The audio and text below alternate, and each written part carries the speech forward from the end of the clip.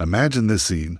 A young man in Egyptian royal robes sits on a throne of gold, his eyes scanning the faces of 11 trembling men kneeling before him. These aren't just any strangers seeking grain during a devastating famine.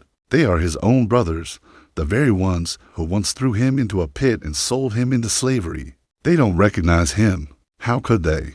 The last time they saw this man, he was 17, crying out from the bottom of a cistern, begging for his life. Now he holds their fate and the fate of their families in his hands. What would you do in that moment? The question burns in the air like incense in an ancient temple. Would you seek revenge? Would you let them starve? Or would you choose something entirely different? Something that would echo through eternity as one of the most powerful demonstrations of forgiveness and divine providence ever recorded. This is the story of Joseph, a tale that begins with jealousy, betrayal, and human cruelty, but transforms into something magnificent, a masterpiece painted by the hand of God himself, showing us that what man intends for evil, God can turn into something beautiful beyond imagination. Before we dive deeper into this incredible journey, I want to connect with you for a moment. Whether you're listening to this while driving through the highways of Texas, taking a morning walk in California, or maybe you're at home in New York preparing dinner, I'd love to know where you're tuning in from. Drop a comment below and let me know your city and state. And hey, if this story is already grabbing your attention, do me a favor and hit that like button. It really helps more people discover these timeless stories that have the power to change lives. Don't forget to subscribe to the channel and share this with someone who needs to hear about hope in the midst of their darkest hour. Now, let me take you back approximately 3,800 years ago to the rolling hills of Canaan, where tents dotted the landscape and the smell of wood smoke mixed with the bleating of sheep filled the evening air. This is where our story truly begins. In the household of a man named Jacob, later called Israel, a man who had wrestled with God and lived to tell about it. Jacob had 12 sons, but among them, one stood out like a star in the midnight sky. His name was Joseph, and he was the son of Rachel, Jacob's beloved wife, who had died giving birth to his younger brother Benjamin. Perhaps it was this connection to his lost love, or maybe it was Joseph's character. But Jacob loved this boy with an intensity that burned like the desert sun now. You have to understand something about ancient Near Eastern culture. In those days, showing favoritism wasn't just bad parenting, it was dangerous. It created rifts that could tear families apart and start blood feuds that lasted generations. But Jacob, blinded by his love and still grieving Rachel's loss, made a decision that would set in motion a chain of events that would reshape not just his family, but the entire course of human history. He made Joseph a coat, but not just any coat.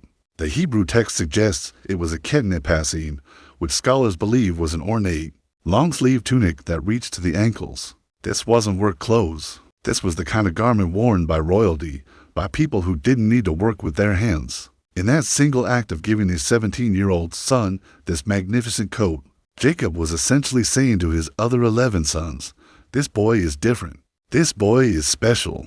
This boy is my chosen heir." Asterisk, asterisk, can you imagine the sting those brothers felt? Picture it.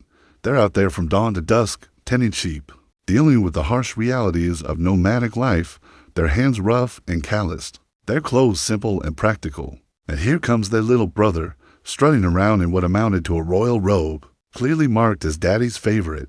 But if that wasn't enough to set their hearts on fire with jealousy, Joseph, in the innocence or perhaps naivety of youth, began sharing his dreams. And oh, what dreams they were. The first dream was vivid and symbolic. Joseph gathered his brothers and said, "Listen to this dream I had. We were binding sheaves of grain in the field when suddenly my sheaf rose and stood upright, while your sheaves gathered around mine and bowed down to it." You can almost hear the sharp intake of breath from his brothers. In an agricultural society, grain represented sustenance, wealth, and power. For Joseph's sheaf to stand tall while theirs bowed down, this wasn't just a dream. This was a declaration of future dominance. His brother's response was immediate and cutting. "Do you intend to reign over us? Will you actually rule us?" And the Bible tells us that they hated him all the more because of his dreams and his words. But Joseph wasn't done. Like pouring gasoline on an already raging fire, he shared a second dream.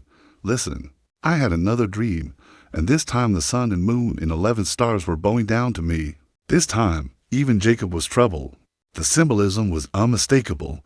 The sun represented Jacob himself, the moon his wife, and the 11 stars his 11 other sons. This dream suggested that the entire family, including his parents, would one day bow before Joseph. Jacob rebuked his son, saying, "What is this dream you had?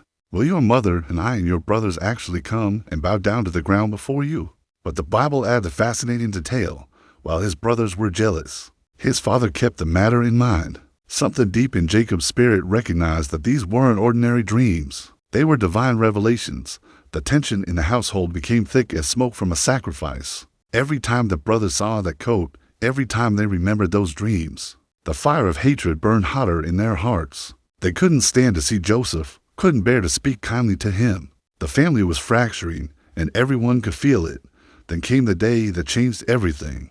Jacob's sons had taken the flocks to graze near Shechem, about 50 miles north of Hebron, where the family was camped. It was a journey that would take several days, and when they didn't return as expected, Jacob became concerned. Maybe there was trouble with the local inhabitants, or perhaps wild animals had attacked the flocks. In his worry, he made a decision that would alter the course of history. "Go and see how your brothers are doing with the flocks," he told Joseph, "and bring word back to me." So Joseph, wearing that fateful coat of many colors, set out alone across the wilderness of Canaan.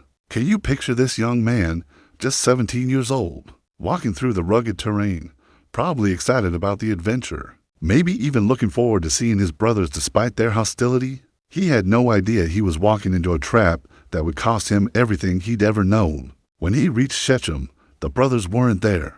A stranger found him wandering in the fields and told him they had moved on to Dothan, another 15 miles north. So Joseph continued his journey, each step taking him further from home and closer to a destiny he could never have imagined. Meanwhile, in Dothan, one of the brothers spotted a figure approaching in the distance. The afternoon sun caught the brilliant colors of that distinctive coat, and immediately they knew who it was. "Here comes that dreamer," one of them snarled, using the Hebrew word Baal HaKolamet, literally master of dreams, but said with bitter sarcasm. What happened next reveals the depths of human hatred and the terrifying power of jealousy. Left unchecked, right there, watching their brother approach, they began to plot murder. "Come now, let's kill him and throw him into one of these cisterns," they said. "Then we'll say that a ferocious animal devoured him. We'll see what comes of his dreams then." Think about this moment. These weren't strangers or enemies. This was family. These were men who had shared the same tents, eaten at the same table, heard the same stories of their grandfather Abraham and great-grandfather Isaac. They had been bound together by blood and covenant, yet hatred had so consumed them that they were willing to commit fratricide. But God had his hand on this situation, working through the most unlikely instrument, Reuben, the eldest brother who had already disappointed his father through previous moral failures. Something in Reuben's conscience stirred, and he spoke up. "Let's not take his life," Reuben said. "Don't shed any blood. Throw him into this cistern here in the wilderness, but don't lay a hand on him." The Bible tells us that Reuben said this intending to rescue Joseph later and take him back to their father. But as we'll see, even the best-intentioned plans can go awry where we're dealing with the sovereignty of God. So when Joseph finally reached them, probably smiling and calling out greetings, his brothers fell upon him like wolves. They stripped him of that beautiful coat, the very symbol of his father's love, and his own dreams of greatness, and threw him into an empty cistern. Can you imagine the terror Joseph must have felt in that moment? The confusion, the betrayal, the physical pain of being manhandled and thrown into a pit. But perhaps even worse than the physical trauma was the emotional devastation. These were his brothers, his own flesh and blood, and they had turned on him. With violence and hatred, the cistern was dry, its stone walls slick and impossible to climb. Joseph found himself trapped in a hole in the ground, looking up at a small circle of sky far above, hearing his brothers' voices as they sat down to eat their meal. The casual cruelty of that detail is stunning. They had just destroyed their brother's life, and now they were having lunch. As Joseph cried out from the depths, and the Bible makes it clear that he did cry out, because years later his brothers would remember his distress. His brothers were discussing their next move. They couldn't just leave him there to die slowly. That would be too risky. Someone might find him and rescue him. They needed a permanent solution. Then, like an answer to their dark prayers, they saw something on the horizon that would provide the perfect opportunity. A caravan of Ishmaelite traders was approaching, their camels loaded down with spices, balm, and myrrh, luxury goods they were taking to Egypt. These merchants dealt in all kinds of commodities. including the most valuable and tragic commodity of the ancient world, human beings. It was Judah, the brother whose name would later become synonymous with the Jewish people, who proposed the solution that would seal Joseph's fate. What will we gain if we kill our brother and cover up his blood? Come, let's sell him to the Ishmaelites and not lay our hands on him. After all, he is our brother, our own flesh and blood. 20 pieces of silver. That was Joseph's price, the cost of a disabled slave in that economy. For less than what their father might have paid for a good ram, they sold their brother into a lifetime of bondage. The transaction was completed quickly and coldly. The Ishmaelites pulled Joseph up from the pit, bound his hands, and added him to their human cargo. As the caravan moved away toward Egypt, Joseph looked back at his brothers one last time, probably still unable to believe what had just happened. But the brothers' deception was just beginning. They took Joseph's beautiful coat and tore it, then dipped it in the blood of a goat they had slaughtered. When they returned home to their father, they presented this evidence with cruel precision. "We found this," they said to Jacob. "Examine it to see whether it is your son's robe." Jacob recognized it immediately, and his reaction was exactly what they had expected. "It is my son's robe. Some ferocious animal has devoured him. Joseph has surely been torn to pieces." The Bible tells us that Jacob tore his clothes and put on sackcloth, mourning for his son many days. His other sons and daughters came to comfort him. But, and here's the bitter irony, he refused to be comforted. No, he said, "I will continue to mourn until I join my son in the grave." So there was Jacob, mourning a son who wasn't dead, comforted by sons who had orchestrated the very tragedy that was breaking his heart.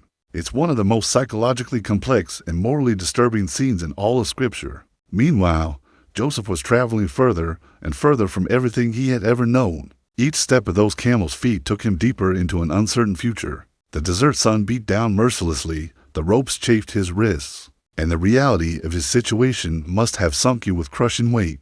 He was a slave now. Everything he had been, the beloved son, the dreamer, the heir apparent, all of that was gone. But here's what Joseph didn't know, what he couldn't possibly understand in those dark hours. This wasn't the end of his story. It was the beginning of something magnificent. God hadn't forgotten those dreams or the destiny they represented. In fact, every step toward Egypt was a step toward their fulfillment.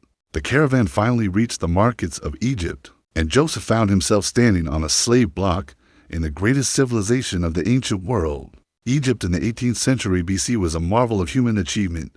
Towering pyramids, sophisticated irrigation systems, a complex bureaucracy, and immense wealth flowing from the fertile Nile Delta. It was also a place where a Hebrew boy with no connections and no prospects could easily disappear forever. But Joseph was bought by a man named Potiphar, who served as captain of Pharaoh's guard. And here we see the first glimpse of God's hand beginning to work in Joseph's circumstances. Potiphar wasn't just any Egyptian. He was a high-ranking official, with access to the corridors of power. At first glance, it might have seemed like just another stroke of bad luck for Joseph. Here he was, torn from his family and enslaved in a foreign land. But the Bible makes a remarkable statement about this period of his life.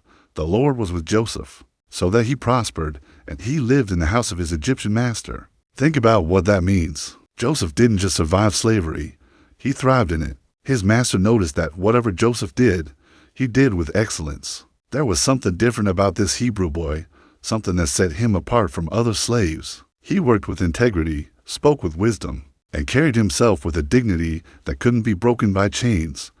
Before long, Potiphar had put Joseph in charge of his entire household. Everything the Egyptian owned, his house, his servants, his fields, his livestock, all of it was placed under Joseph's management. The Bible says that because of Joseph, the Lord blessed Potiphar's household, and Potiphar himself prospered greatly, for perhaps the first time since being thrown into that pit. Joseph might have allowed himself to hope. Maybe this was how God was going to fulfill those dreams. Maybe he would become great as a slave administrator, eventually earning his freedom and returning home to his father. Maybe his brothers would come looking for him and find him in a position of influence and power. But God's plans are always bigger than our imagination, and his methods often involve more testing than we expect. Joseph was now a young man in his prime, handsome, intelligent, and in a position of significant responsibility. It was then that Potiphar's wife began to notice him. Day after day, she watched this Hebrew slave moving through her household with authority and grace. As she began to desire him, "Come to bed with me," she propositioned him one day. But Joseph's response reveals the character that God had been developing in him. Through all his trials, with me in charge, my master does not concern himself with anything in the house. Everything he owns, he has entrusted to my care. No one is greater in this house than I am. My master has withheld nothing from me except you, because you are his wife. How then could I do such a wicked thing and sin against God? Notice that Joseph didn't just cite his loyalty to Potiphar, though that would have been reason enough. He recognized that adultery would be a sin against God himself. Even in slavery, even in a pagan land, even when no one from his family would ever know, Joseph maintained his integrity before the Lord. But Potiphar's wife was persistent, approaching him day after day with the same proposition. And Joseph, showing wisdom beyond his years, refused to even be alone with her. He avoided her presence whenever possible, knowing that temptation grows stronger in isolation.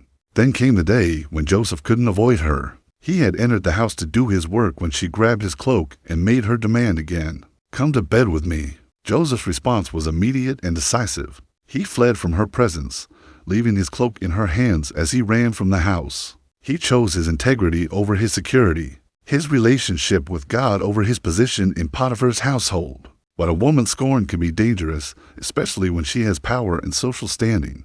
Potiphar's wife, furious at being rejected by a mere slave, concocted a story that would destroy Joseph. When the other servants came near, she showed them Joseph's cloak and said, "Look, this Hebrew has been brought to us to make sport of us. He came in here to sleep with me, but I screamed. When he heard me scream for help, he left his cloak beside me and ran out of the house. When Potiphar came home, she repeated the same lie, adding emotional manipulation. The Hebrew slave you brought us came to me to make sport of me. But as soon as I screamed for help, he left his cloak beside me and ran out of the house." Potiphar burned with anger, though the Bible doesn't specify whether he was angry at Joseph or perhaps at his wife, whose story may have seemed suspicious. Regardless, he had little choice but to act on her accusation. Joseph was arrested and thrown into prison, not just any prison, but the royal prison where Pharaoh's own prisoners were confined. Once again, Joseph found himself in a pit, this time made of stone and iron rather than earth. Once again, everything he had built was stripped away. He had done the right thing, maintained his integrity, honored God, and his reward was imprisonment on false charges. Have you ever been there? Have you ever done the right thing only to watch it blow up in your face? Have you ever maintained your integrity only to see those who compromise get ahead while you suffer? If so, you understand something of what Joseph was feeling in those dark hours. But here's the remarkable thing about Joseph's story and about God's character. Even in prison, even when falsely accused and forgotten by men, Joseph was not forgotten by God, the Bible says. But while Joseph was there in the prison, the Lord was with him. He showed him kindness and granted him favor in the eyes of the prison warden. Once again, Joseph's character shone through his circumstances. He didn't become bitter or cynical. He didn't lose his faith or his integrity. Instead, he continued to serve with excellence, even in prison. Soon, the warden had put him in charge of all the other prisoners and everything that was done in the prison. But Joseph pressed his accusation. "No, you have come to see where our land is unprotected." Then they revealed information that pierced Joseph's heart. "Your servants were 12 brothers, the sons of one man, who lives in the land of Canaan. The youngest is now with our father, and one is no more. One is no more." That's how they referred to Joseph, as if he had simply vanished from existence, rather than being sold by their own hands. But Joseph knew that this was his opportunity to learn about his father and Benjamin. "It is just as I told you," Joseph said.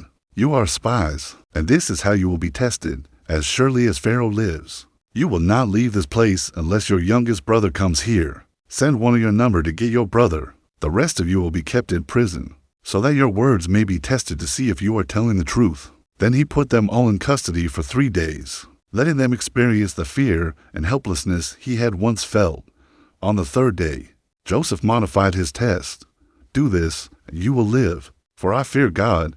If you are honest men, let one of your brothers stay here in prison, while the rest of you go and take grain back for your starving households. But you must bring your youngest brother to me, so that your words may be verified and that you may not die." The brothers agreed to this arrangement. But what happened next reveals that the years had worked on their consciences. They began to speak to one another in Hebrew, not knowing that Joseph could understand every word. "Surely we are being punished because of our brother," they said.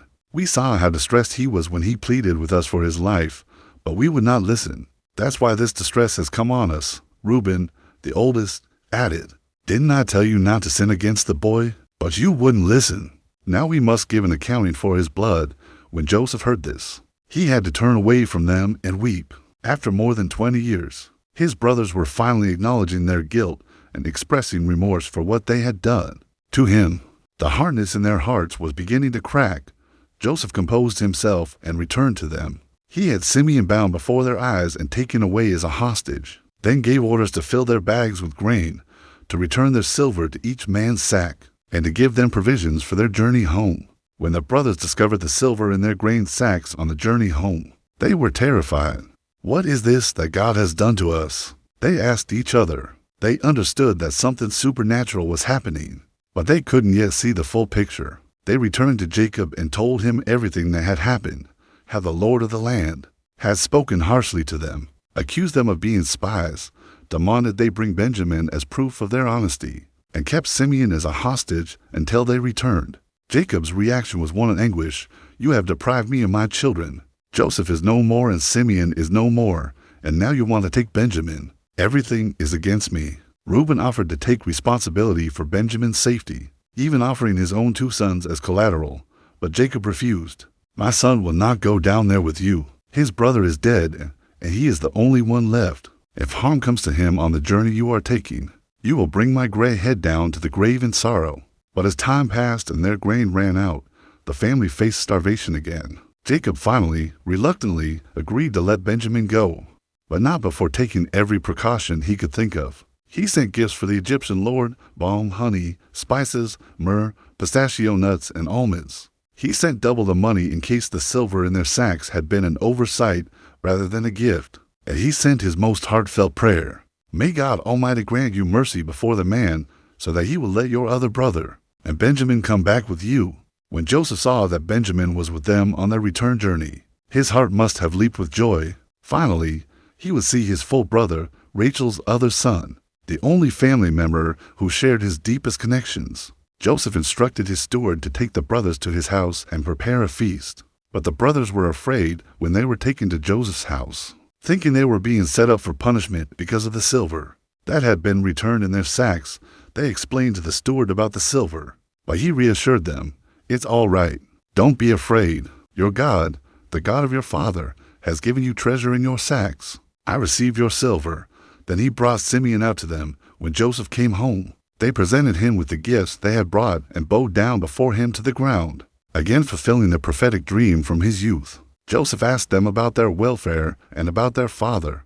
"How is your aged father you told me about?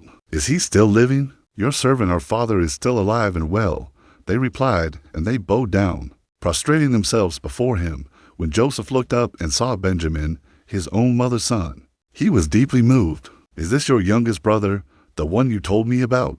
he asked. "God be gracious to you, my son." The emotion was overwhelming. Joseph had to hurry out of the room because he was about to weep, and he couldn't let them see him break down. Not yet.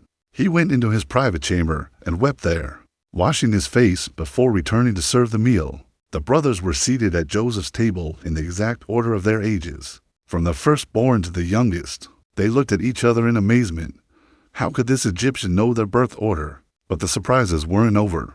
When the food was served, Benjamin's portion was 5 times larger than anyone else's. Joseph was lavishing special attention on his full brother. Just as their father had once done with him, they feasted and drank freely with Joseph, the tension beginning to ease. For a moment, it might have felt like the old days, before jealousy and hatred had torn the family apart.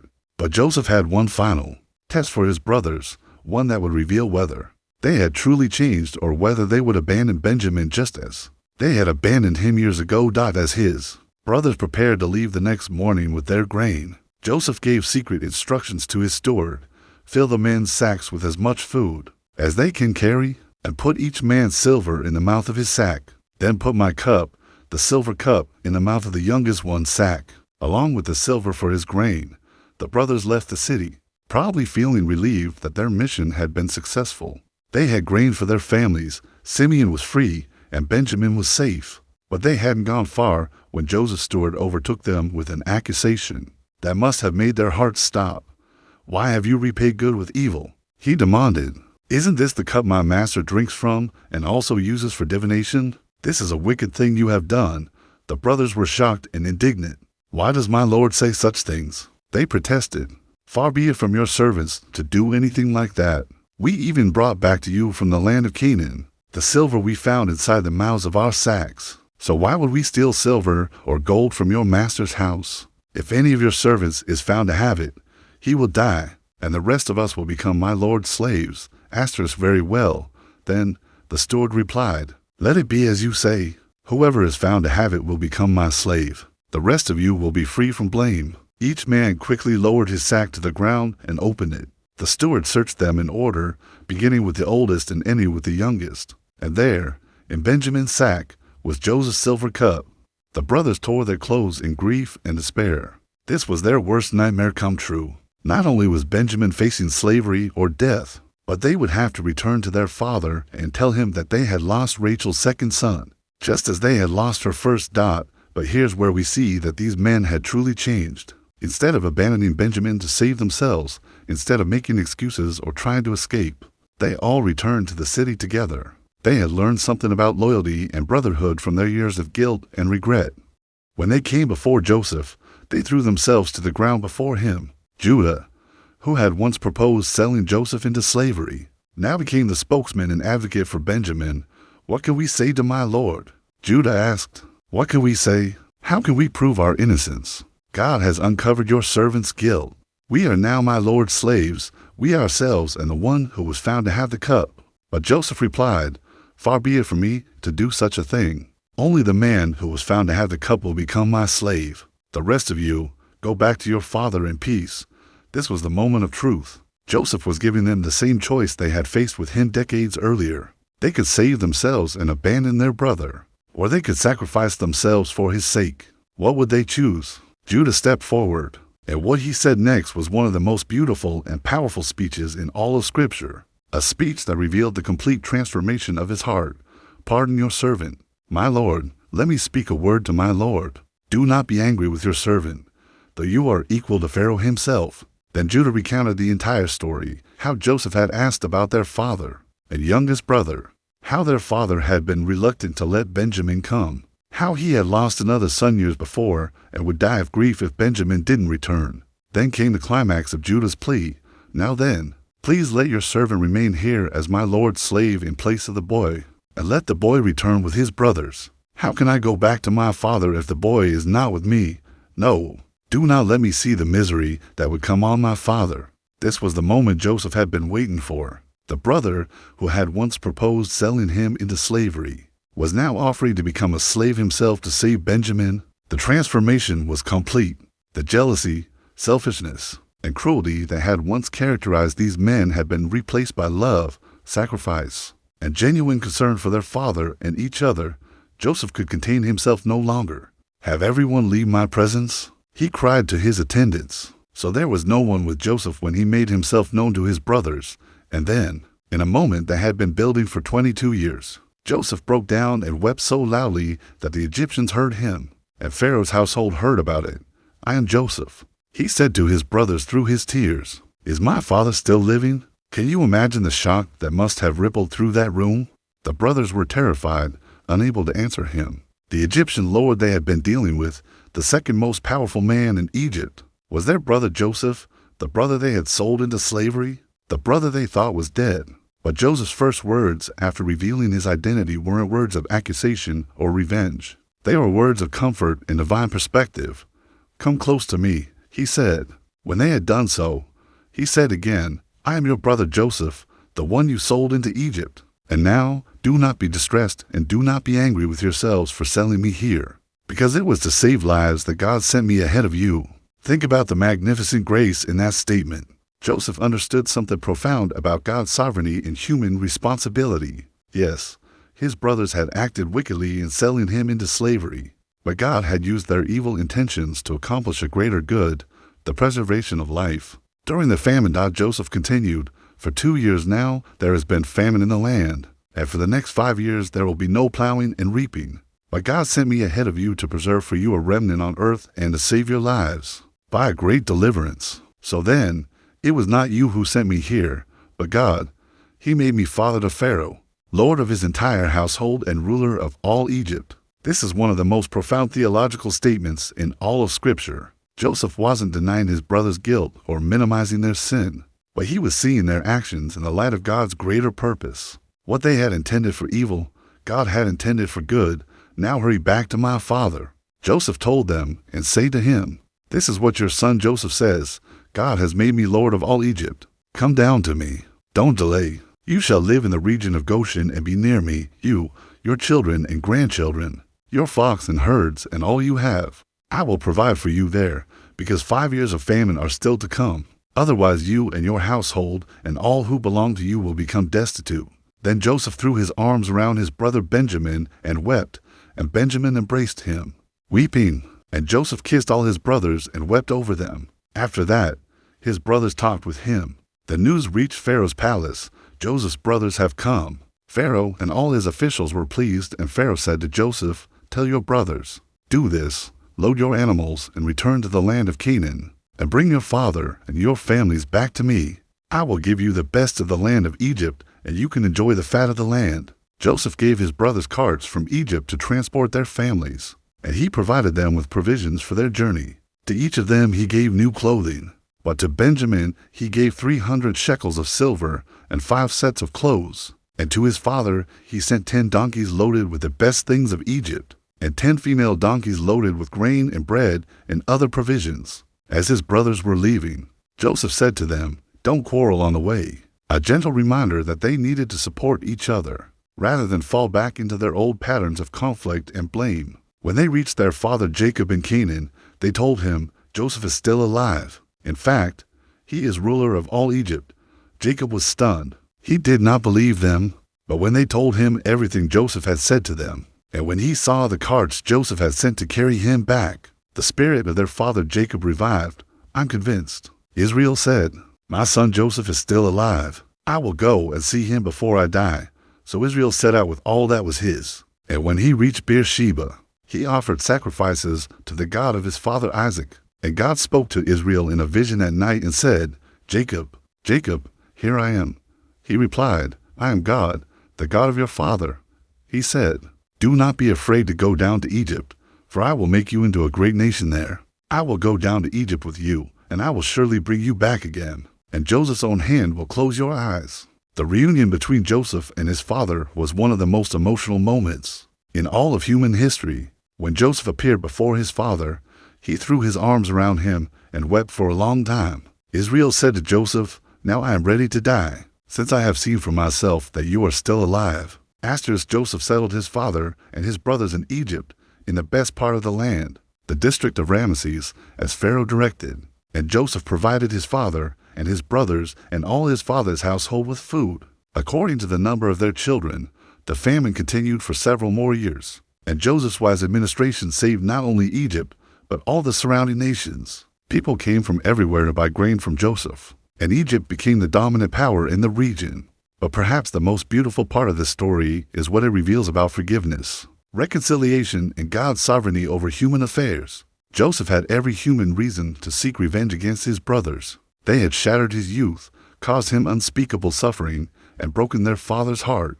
But Joseph chose to see their actions through the lens of God's greater purpose. This doesn't mean that sin doesn't matter, or that we should ignore injustice. Joseph's brothers had genuinely repented of their actions, as evidenced by their willingness to sacrifice themselves for Benjamin. True forgiveness often requires genuine repentance, but Joseph's response shows us that even the most devastating betrayals can be redeemed. When we trust in God's sovereignty and choose to extend grace, when Jacob was about to die, he blessed all his sons, including a prophetic blessing over Judah that would echo through history. "The scepter will not depart from Judah, nor the ruler's staff from between his feet, until he to whom it belongs shall come, and the obedience of the nations shall be his."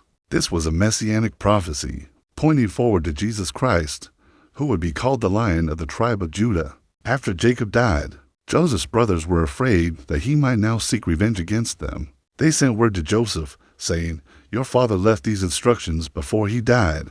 This is what you are to say to Joseph. I ask you to forgive your brothers the sins and the wrongs they committed in treating you so badly. Now please forgive the sins of the servants of the God of your father." When their message came to him, Joseph wept. His brothers then came and threw themselves down before him. "We are your slaves," they said. But Joseph said to them, "Don't be afraid. Am I in the place of God? You intended to harm me, but God intended it for good to accomplish what is now being done, the saving of many lives. So then, don't be afraid. I will provide for you and your children." And he reassured them and spoke kindly to them. Joseph lived 110 years and saw the third generation of Ephraim's children. Before he died, he said to his brothers, "I am about to die, but God will surely come to your aid and take you up out of this land, to the land he promised on oath to Abraham, Isaac, and Jacob." And Joseph made the Israelites swear an oath and said, "God will surely come to your aid, and then you must carry my bones up from this place." It was during this time that Joseph was given an opportunity that would eventually lead to his liberation. Pharaoh became angry with two of his officials, his cupbearer and his baker, and had them thrown into the same prison where Joseph was held. These men found themselves under Joseph's care, and it was there that they each had disturbing dreams on the same night. When Joseph saw them the next morning, he noticed they looked troubled. "Why do you look so sad today?" he asked. "We both had dreams," they replied, "but there is no one to interpret them." Joseph's response reveals his spiritual maturity. "Do not interpretations belong to God? Tell me your dreams." The cupbearer went first. "In my dream I saw a vine in front of me, and on the vine were 3 branches. As soon as it budded, it blossomed, and its clusters ripened into grapes. Pharaoh's cup was in my hand, and I took the grapes, squeezed them into Pharaoh's cup, and put the cup in his hand." Joseph, guided by divine insight, interpreted the dream. The 3 branches are 3 days. Within 3 days Pharaoh will lift up your head and restore you to your position, and you will put Pharaoh's cup in his hand, just as you used to do when you were his cupbearer. But Joseph added a personal plea, "But when all goes well with you, remember me and show me kindness. Mention me to Pharaoh and get me out of this prison. I was forcibly carried off from the land of the Hebrews, and even here I have done nothing to deserve being put in the dungeon." The baker, encouraged by the positive interpretation given to the cupbearer, shared his dream. "I had a dream. On my head were 3 baskets of bread. In the top basket were all kinds of baked goods for Pharaoh, but the birds were eating them out of the basket on my head." Joseph's interpretation was sobering. The 3 baskets are 3 days. Within 3 days Pharaoh will lift off your head and impale your body on a pole, and the birds will eat away your flesh. 3 days later, on Pharaoh's birthday. Both interpretations came to pass exactly as Joseph had predicted. The cupbearer was restored to his position, and the baker was executed. Joseph's reputation as an interpreter of dreams was established. But there was one problem. The cupbearer forgot all about him. For 2 more years, Joseph remained in prison. 2 years of waiting, wondering if God had forgotten him, if those childhood dreams had been nothing more than the fantasies of youth. 2 years of watching other prisoners come and go, while he remained behind bars for a crime he didn't commit. But God's timing is perfect, even when it seems slow to us. And the stage was being set for the most dramatic reversal of fortune in all of human history. It began with Pharaoh himself having 2 disturbing dreams on the same night. In the first dream, he was standing by the Nile River when 7 healthy, fat cows came up out of the water to graze. Then 7 other cows, ugly and gaunt, came up after them and devoured the healthy cows. In the second dream, 7 heads of grain, healthy and good, were growing on a single stalk. Then 7 other heads sprouted, thin and scorched by the east wind, and swallowed up the 7 healthy heads. Pharaoh woke up troubled, knowing these dreams were significant, but unable to understand their meaning. He called for all his magicians and wise men, but none could interpret the dreams. It was then that the cupbearer, finally remembering Joseph after 2 years of forgetfulness, spoke up. "Today I am reminded of my shortcomings," he said to Pharaoh, "when Pharaoh was angry with his servants and imprisoned me and the chief baker in the house of the captain of the guard. Each of us had a dream the same night, and each dream had a meaning of its own. Now a young Hebrew was there with us, a slave of the captain of the guard. We told him our dreams, and he interpreted them for us, giving each man the interpretation of his dream, and things turned out exactly as he interpreted them to us." Pharaoh's response was immediate. "Send for him at once." Picture this moment. Joseph is pulled from his prison cell, given a chance to shave and put on clean clothes, and then rushed into the presence of the most powerful man in the known world. The last time he had stood before authority, it was Potiphar passing judgment on him. Now he stands before Pharaoh himself, not knowing whether he faces life or death, freedom or continued imprisonment. Pharaoh said to Joseph, "I had a dream, and no one can interpret it. But I have heard it said of you that when you hear a dream, you can interpret it." Joseph's response reveals the man he had become through years of testing. "I cannot do it, but God will give Pharaoh the answer he desires." Even standing before the throne of Egypt, Joseph refused to take credit for abilities that came from God. His humility had been refined like gold in the fire of suffering. Pharaoh related both dreams, and immediately Joseph understood their meaning. God had shown Pharaoh what he was about to do. 7 years of great abundance would come upon Egypt, followed by 7 years of severe famine that would devastate not just Egypt, but all the surrounding nations. But Joseph didn't just interpret the dreams. He provided a practical plan for dealing with the coming crisis. Egypt should appoint a discerning and wise administrator to oversee the collection and storage of grain during the 7 years of abundance, preparing for the 7 years of famine that would follow. Pharaoh and all his officials were impressed not just with the interpretation, but with Joseph's wisdom and administrative insight. And then Pharaoh asked a question that would change the course of history. Can we find anyone like this man, one in whom is the Spirit of God? The answer was obvious to everyone present. Pharaoh turned to Joseph and said, "Since God has made all this known to you, there is no one so discerning and wise as you. You shall be in charge of my palace, and all my people are to submit to your orders. Only with respect to the throne will I be greater than you." And with that, Pharaoh took his signet ring from his finger and put it on Joseph's hand, dressed him in robes of fine linen, and put a gold chain around his neck. He had him ride in a chariot as his second in command, and people shouted before him, "Make way." In a single day, Joseph went from prisoner to prime minister of Egypt. The boy who had been sold as a slave for 20 pieces of silver was now second only to Pharaoh in the greatest empire of the ancient world. Those dreams he had shared with his brothers 30 years earlier were beginning to make sense. Joseph was 30 years old when he entered the service of Pharaoh, the same age Jesus would be when he began his earthly ministry, the same age David would be when he became king of Israel. It's an age that seems to be significant in God's timing for great purposes. During the 7 years of abundance, Joseph traveled throughout Egypt, collecting and storing grain in quantities so vast that he stopped keeping records, because it was beyond measure.